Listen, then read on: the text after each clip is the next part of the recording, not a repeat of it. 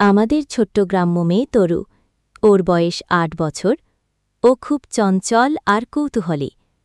রোজ বিকেলে দাদুর কাছে বসে রাজা রানী আর গুপ্তধনের গল্প শোনে।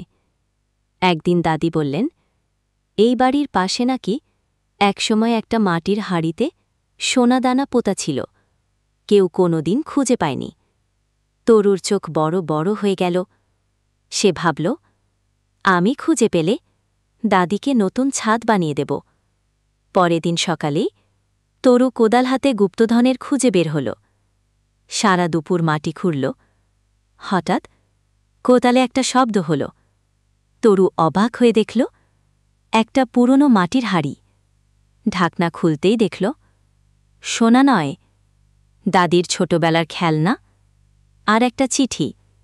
চিঠিতে লেখা, যদি তুই সত্যি এত কৌতূহলী হয়ে খুঁজে পাস, তাহলে তুই আমার প্রিয় নাতনি।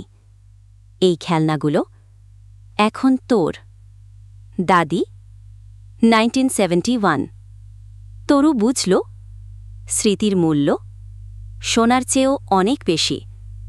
দাদি হেসে বললেন, তুই সত্যিই আমার মতোই হয়েছিস রে তরু।